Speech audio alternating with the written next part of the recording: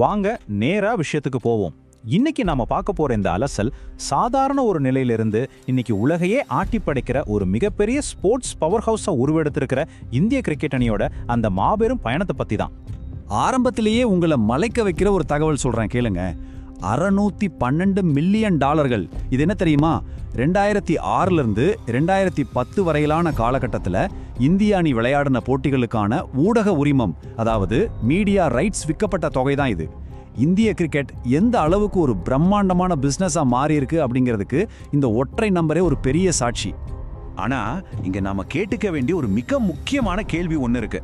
ஆங்கிலேயர்களால வெறும் ஒரு பொழுதுபோக்குக்காக அறிமுகப்படுத்தப்பட்ட இந்த விளையாட்டு இன்னைக்கு எப்படி 100 கோடிக்கும் மேலான மக்களோட நாடி துடிப்பா ஒரு எமோஷனா மாறுச்சு? இது வெறும் ஒரு விளையாட்டோட வரலாறு மட்டும் கிடையாதுங்க. வீழ்ச்சியில இருந்து எழுந்து வந்து மொத்த உலகத்தையும் ஆளும் ஒரு சாம்ராஜ்யத்தோட பிரமிக்க வைக்கிற பயணம். இப்போ இவங்களோட இந்த ஆரம்ப கால போராட்டங்கள்ல இருந்து எப்படி சாம்பியன் பட்டங்களை வென்றாங்க அப்படிங்கிற முதல் பகுதிக்குள்ள நுழைவோம். இவங்களோட பரிணாம வளர்ச்சி ரொம்பவே சுவாரஸ்யமானது. 1721 குஜராத்ல ஆங்கிலேயர்களோட கப்பல்களை கொள்ளையடிச்ச உள்ளூர் மக்களை சமாளிக்க ஆங்கிலேயர்கள் கிரிக்கெட்டை பயன்படுத்தினாங்க. அப்படி தொடங்கின இந்த பயணம் 1932 லார்ட்ஸ் மைதானத்துல அதிகாரப்பூர்வ டெஸ்ட் அணியா அறிமுகமாகி 1952 இங்கிலாந்துக்கு எதிராகவே தங்களோட முதல் டெஸ்ட் வெற்றியை பதிவு செய்யற அளவுக்கு வளர்ந்தது. அதுக்கப்புறம் 1983 யாராலையும் அசைக்கவே முடியாதுன்னு நினைச்ச 2 முறை சாம்பியனான வெஸ்ட் இண்டீஸை அதே லார்ட்ஸ்ல வீழ்த்தி முதல் உலக கோப்பையை தூக்குனதே நிஜமாவே ஒரு வரலாற்று சாதனை தான். ஆனா 1983 உலகக்கோப்பை வெற்றிக்கு பிறகும் கூட எல்லாமே அவங்களுக்கு அவ்வளோ சுலபமா அமைஞ்சிடல. 1980களில் இந்திய அணி டெஸ்ட் போட்டிகளில் பயங்கரமா தடுமாறினாங்க. சொல்லப்போனா தொடர்ச்சியா 28 டெஸ்ட் போட்டிகளில் ஒரு வெற்றியை பெற முடியாம திணறின ஒரு இருண்ட காலகட்டமும் இந்திய கிரிக்கெட் வரலாற்றில் இருந்ததுன்னு சொன்னா உங்களால நம்ப முடியுதா? ஆனா அதுதான் உண்மை. இந்த இருண்ட காலத்திலிருந்து அணியை மீட்டெடுத்த தலை சிறந்த கேப்டன்களின் சகாப்தங்கள் பற்றி அடுத்த பகுதியில் பார்க்கலாம். இப்ப நான் சொல்ல போற விஷயம் ரொம்ப ரொம்ப இன்ட்ரெஸ்டிங் ஆனது. கேப்டன்களோட வெற்றி சதவீதங்கள் இருக்கிற மிகப்பெரிய வித்தியாசங்களை கவனிச்சீங்கன்னா உங்களுக்கு புரியும். கங்குலி, தோனி மாதிரியான ஜாம்பவான்கள் ஒரு மிக உறுதியான அடித்தளத்தை அமைத்து கொடுத்தாங்க.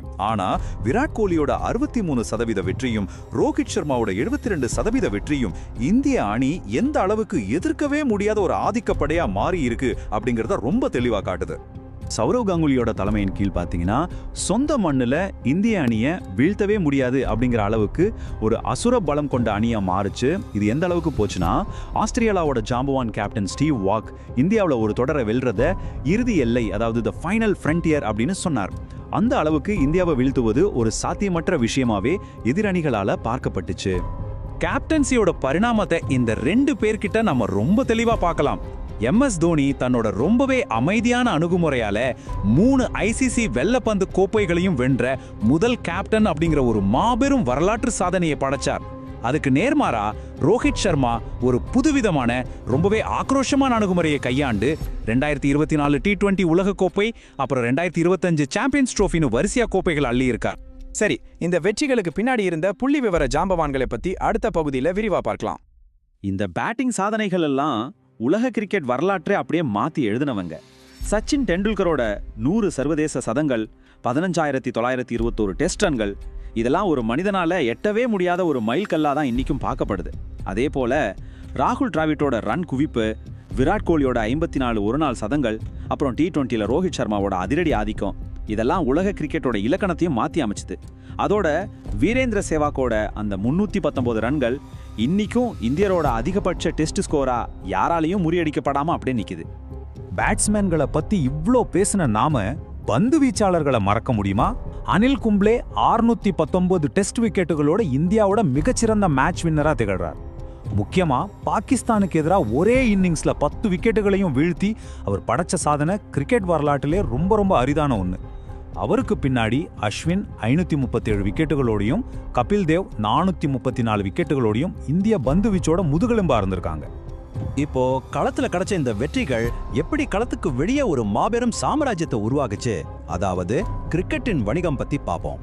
BCCI, அதாவது இந்திய கிரிக்கெட் கட்டுப்பாட்டு வாரியம், 1929 தொடங்கப்பட்ட இந்த அமைப்பு இன்னைக்கு உலகத்திலேயே அதிக வருவாயிற்ற ஒரு பிரம்மாண்டமான பணக்கார விளையாட்டு அமைப்பா உருவெடுத்திருக்கு. இந்தியாவில் இருக்கிற மாபெரும் ரசிகர்கள் கூட்டத்தையும் அது மூலமா கிடைக்கிற பெரிய அளவிலான செல்வத்தையும் பயன்படுத்தி சர்வதேச கிரிக்கெட் கவுன்சிலான ICC மேலேயே முழு ஆதிக்கம் செலுத்துற அளவுக்கு BCCI விஸ்வரூபம் எடுத்திருக்குன்னு தான் சொல்லணும். இப்போ நான் சொல்ற இந்த ஒரு சின்ன முரண்பாட்டை கவனிச்சிங்கன்னா உங்களுக்கு புரியும். 1990களில் எந்த ஒரு பெரிய ஸ்பான்சரும் இல்லாம சாதாரண ஓம்டெக்ஸ் உடைகளில் விளையாட நம்ம இந்திய அணி 2020களில் அப்போலோ டைல்ஸ், ஜியோஸ்டார் மாதிரியான பல $1 மில்லியன் பெரும் நிறுவனங்களோட ஸ்பான்சர்ஷிப்ல உலக புகழ்பெற்ற அடிடாஸ் தயாரிச்ச உடைகளில் களமிறங்குறாங்க. இது உண்மையிலேயே ஒரு பிரம்மாண்டமான கார்ப்பரேட் வணிக பரிணாமம் இல்லையா? இப்போ நான் சொல்ற இந்த தொகையை கேளுங்க. ஆண்டுக்கு 5 கோடி ரூபாய். இது BCCI வழங்குற கிரேட் A ஒப்பந்தத்தில் இருக்கிற ஒரு வீரருக்கான வெறும் அடிப்படை சம்பளம் மட்டும்தாங்க. இதுல IPL மூலமா கிடைக்கிற கோடிக்கணக்கான வருவாயோ இல்ல போட்டிக்கான மேட்ச் ஃபீஸோ சேர்க்கப்படவே இல்லை. ஒரு காலத்துல சாதாரண நிலையில இருந்த வீரர்களோட பொருளாதாரம் இன்னைக்கு எந்த அளவுக்கு உச்சத்தை தொட்டிருக்கு அப்படிங்கிறதுக்கு இது ஒரு சின்ன எடுத்துக்காட்டு மட்டும்தான். இந்த மாபெரும் சாம்ராஜ்யத்துக்கு உயிரூற்றுறது யார்? 100 கோடி இதய துடிப்புகள். அவங்கள பத்தி கடைசி பகுதியில் பார்க்கலாம். ரசிகர்களோட இந்த அளவு கடந்த ஆரவாரத்துக்கு என்ன காரணம்? நிச்சயமா அணி பெற்று தந்த வெற்றிகள் தாங்க. இந்தியா இதுவரைக்கும் 8 முக்கிய ICC கோப்பைகளை வென்றிருக்கு. குறிப்பா சொல்லணும்னா 2024 மற்றும் 2026 ஆண்டுகளில் கிடைச்ச T20 உலக கோப்பை வெற்றிகள், அப்புறம் அந்த 2025 சாம்பியன்ஸ் ட்ரோஃபி வெற்றி, இதெல்லாம் நாடு முழுக்க ஒரு மாபெரும் கொண்டாட்ட அலையை உருவாக்குச்சுன்னு சொல்லலாம். இங்க நாம புரிஞ்சுக்க வேண்டிய ரொம்ப முக்கியமான விஷயம் என்னன்னா, BCCIயோட இந்த மாபெரும் நிதி ஆதிக்கத்துக்கு நேரடி காரணமே நம்ம ரசிகர்களோட அளப்பரிய பேரார்வம் தான். வெளிநாடுகளில் விளையாடினாலும் சரி, அதை நம்ம சொந்த மண் மாதிரி மாத்திர தி பாரத் ஆர்மி ரசிகர்கள், பாகிஸ்தானோடான போட்டிகளில் அலைமோதுற கூட்டம், உடலெங்கும் மூவர்ண கொடியை வரைஞ்சிக்கிட்டு வர சுதீர்குமார் சௌத்ரி மாதிரியான அதிதீவிர ரசிகர்கள், இவங்க தாங்க இந்த விளையாட்டோட உண்மையான உயிர்நாடி. ஆனா ஒரு நாணயத்துக்கு 2 பக்கம் இருக்கிற மாதிரி இந்த அதீத அன்பிற்கும் ஒரு 2 பக்கம் இருக்கு. உலக கோப்பைகள்ல எதிர்பாராத விதமா தோல்வியை தழுவும் போதோ இல்ல அணி ரொம்ப மோசமா விளையாடும் போதோ இந்த அதீத ஆர்வம் சில சமயம் ஆபத்தான திசையில திரும்புறதும் உண்டு. 1996ல் ஈடன் கார்டன்ஸ் மைதானத்தில் நடந்த கலவரம், வீரர்களோட உருவ பொம்மைகளை எரிக்கிறது, வீடுகளை சூறையாடுறதுன்னு ரசிகர்கள் விளையாட்டை எந்த அளவுக்கு உணர்வுபூர்வமா எடுத்துக்கிறாங்கிறதோட எதிர்மறை விளைவுகளையும் வரலாறு பதிவு செஞ்சிருக்கு. இதையெல்லாம் பார்க்கும்போது ஒரு கேள்வி மனசுல எழும்.